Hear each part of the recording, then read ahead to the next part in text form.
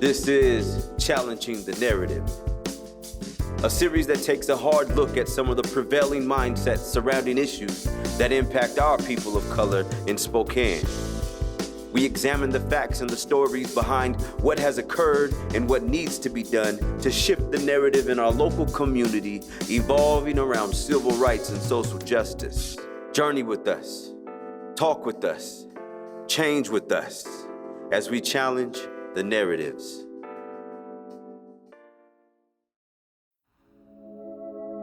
A lot of history about NAACP and answering the call, and those who know about NAACP and the history, and that call was in 1909 after a lot of racial reckoning happening in this country in 1909, and our founders came together and said, you know what, it's time to do something about this. And still,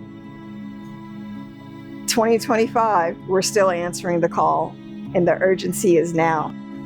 The NAACP is home. It is a place where we come together to do the work to advance our agenda as African American people.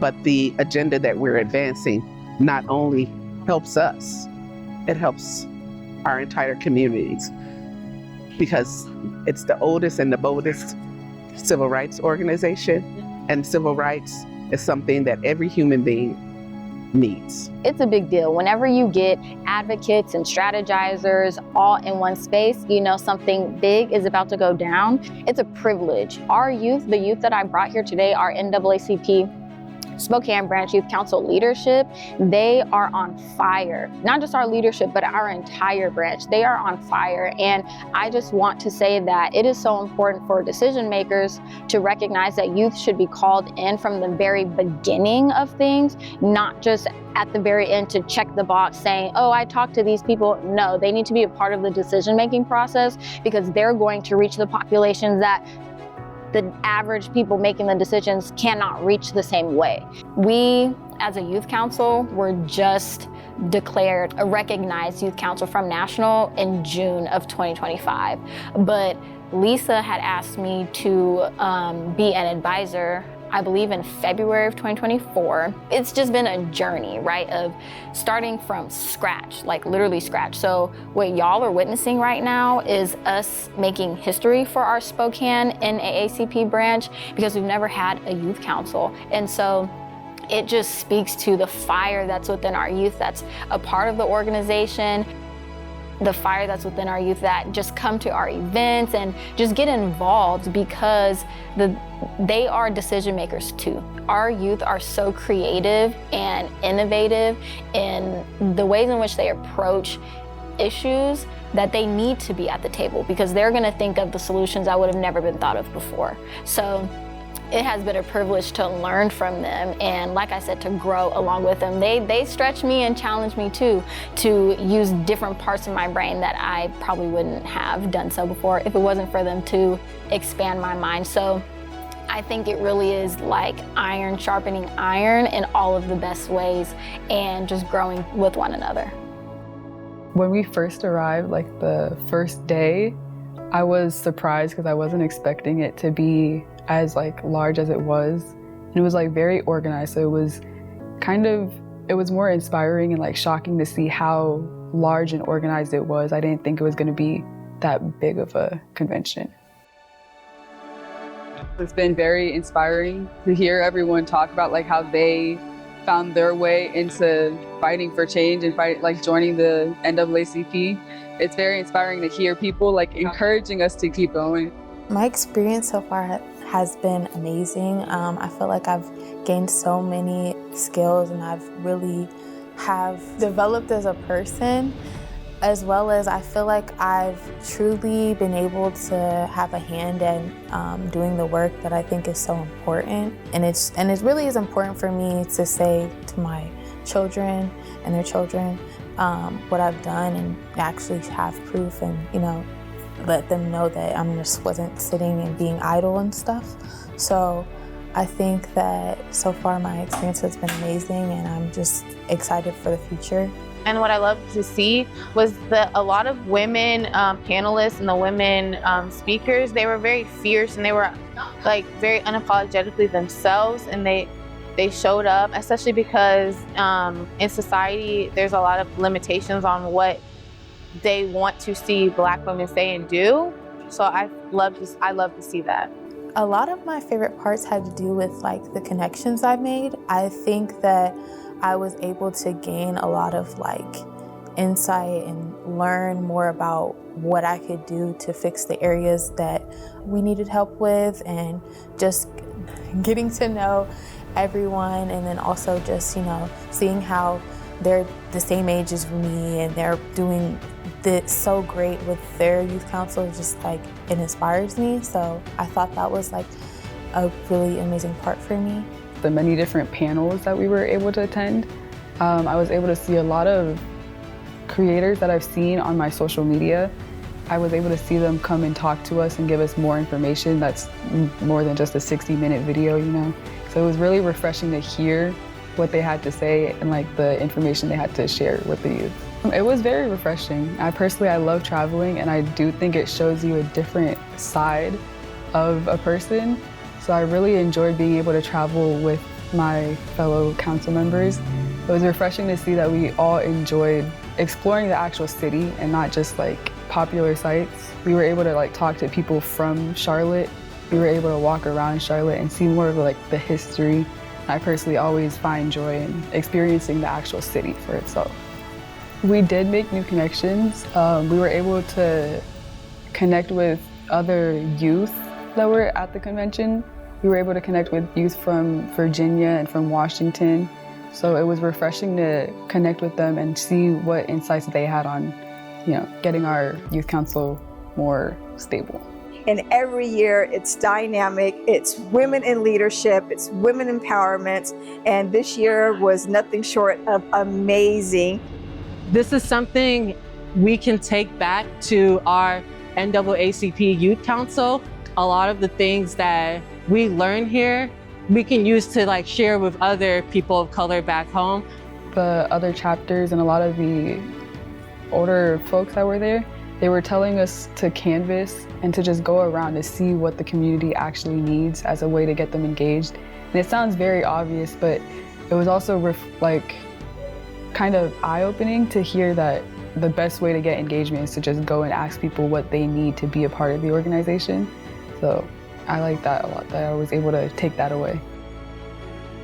Leaving the convention, I definitely was like, oh, we gotta hit the ground running.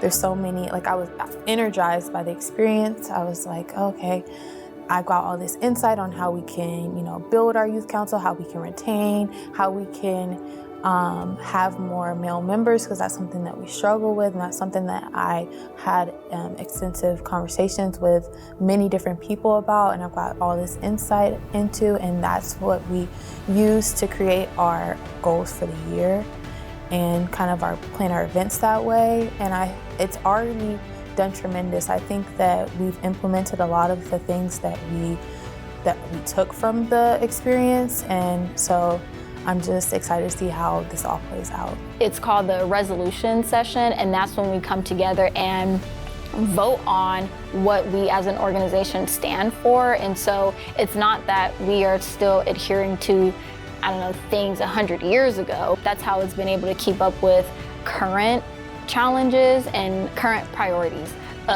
for us as a people. So that was a really cool, it was like 8-hour session of just hammering details and not fighting over priorities, but being passionate, right, about what should be included in our resolution handbook. And we do that every year. So that's one of the key parts of the convention is voting on what we as an organization stand for as a national organization. It's empowerment. It is reminding me that I have a voice, I have a vision, and we can use our votes to make change. Every year that I come to NAACP National Convention, it reminds me of what I'm doing for our community, what I'm doing for Spokane. And although I'm here in Charlotte, I'm just one of thousands that are attending this conference. I'm taking this power in the word back to my community to empower my community and push them forward. The event that I had the privilege of going to with our youth council leadership was the NAACP's 116th annual convention with the theme, The Fierce Urgency of Now, which could not be more timely, especially as we are literally watching our rights be taken away, demolished, stripped back. I think this theme it was very timely, especially because we see our human rights being stripped away in this country and frankly all across the world with the protests that are going on everywhere and the wars that are going on.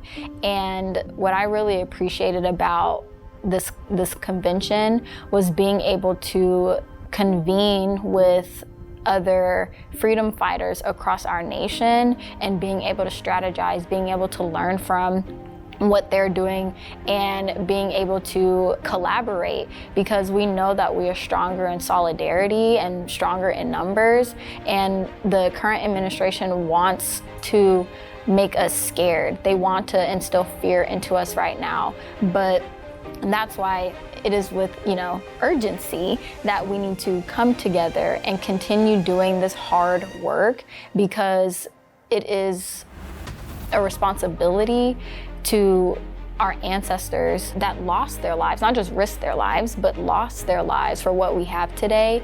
And we don't have it nearly as bad as they did. And so I think that is the least that we can do, is continuing to not only do things for those generations past, but the generations present and future, to ensure that we are in a more just and equitable world. It hasn't been that long that we didn't have voting rights. And now that's being addressed with IDs and taking away the mail-in ballots. That's happening in Bremerton. That's happening in Washington. That's happening in the Northwest, which is considered the most progressive area of the U.S. You are a very small minority. However, that doesn't mean that's where your voice should be. You can have a loud voice, you can be powerful, your advocacy can be strong. Numbers do not dictate the power that you should operate in. We need to, instead of focus on me, it's we, because regardless, it doesn't matter if somebody is of any type of different background from you. Anytime that there's injustice, they're going to use that too against you. One day it's them, but the next day it's you. Absolutely. And so we need to focus on uplifting and protecting everyone. We really have to come together. It's not about being siloed.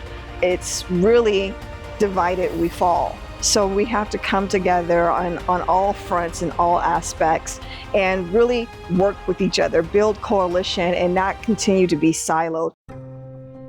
Our convention this year, it really made me want to reflect on that, because I think that for young people, a lot of the times we get in this mindset that things will be done for us, that it's not necessarily our job, and it's like of the older generation to be doing the work and stuff like that. So I think that it really sparked that idea that no, we need to be doing something now. We can't wait for things to just fall into place, because they won't fall into place. That there's no one here that's going to come and save us, and especially as young people, because we're going to inherit everything that has come before us. And if we want to see things change, that we have to be in partnership with those who came before us. Now it's more important than anything.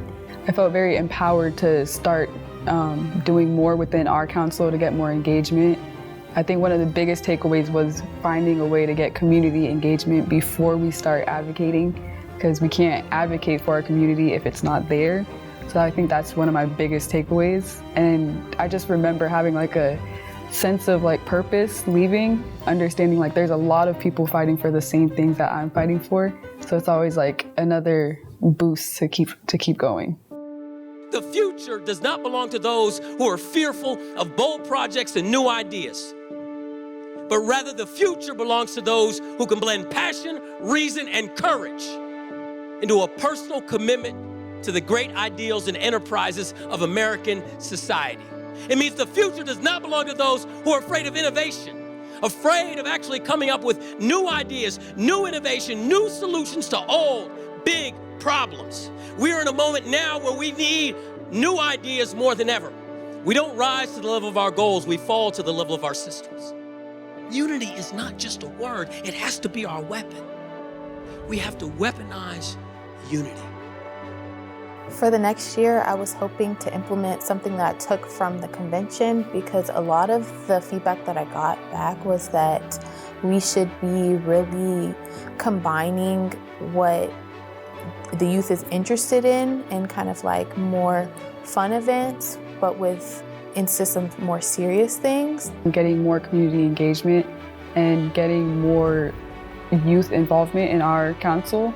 I think that was one of the main focuses or main topics that a lot of the people we were able to connect with out there had mentioned, to just focus on engagement first. Once you have the community, they'll be more willing to fight for similar topics once it's like a similar community.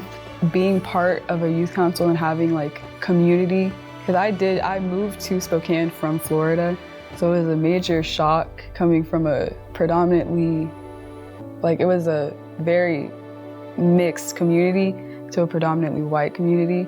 So just having an area where everyone is equal, is just a community where you can just be who you are at any given moment, is always refreshing.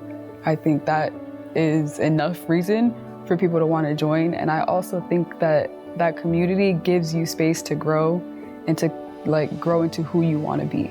I believe that youth in Spokane should join the NAACP Youth Council, because there's not many other organizations within Spokane that truly allows youth to be able to focus on many different things that they care about. We as a youth council are very special in that one day we could be focusing on healthcare, and the next day we can be focusing on voting rights and things like that. And I feel like that is something that can benefit so many people because they truly get a voice. And so that's kind of why we decided to go along with our upcoming event that's going to be on August 25th from 5 to 9 at Diverse Roots, located in Northtown Mall. We are going to have a Love Island watch party and discussion. Our discussion is going to be focused on kind of the anti-Blackness that we saw throughout the season, and focus on the misogynoir that many of the Black women on the cast have been facing. And so that's going to be our upcoming event. We're hoping to have more events just like this one, where we're getting into some fun, but also tackling very serious topics. So if that interests you, please show up and have fun with us. I would recommend other youth to get involved in the organization for multiple reasons. Like, one, you don't have to know what the NAACP is to come to an event, right? We want to recruit a diverse membership, and that starts with everyone at all ends of the spectrum, because human rights is for everyone. It's not for just one particular group, one particular class or race of people. It is for everybody. And so I encourage anyone to get involved in the Youth Council. Of course, we do have an age requirement, right? 16 to 25, but as our youth council is able to grow, we can have a junior youth council so that can be like elementary, middle schoolers. And of course, I would obviously say that you should be a part of the youth council if you are wanting to make a change in your community. We need change agents, and like I said, we need people from a diverse range of communities, because we need to reach every corner, every pocket, from rural to urban to, different racial, ethnic backgrounds, gender identities, everybody, right? Like I said, human rights is for everybody. And so we need everybody to be a part of it. And lastly, I'll just say that I would encourage anyone to join the Youth Council if you're just trying to find your people, if you're just trying to find something new to get involved in, it's okay to try it out and be like, oh, actually that's not for me, but maybe you'll make a new friend out of it. So I would say the youth council really is for anybody.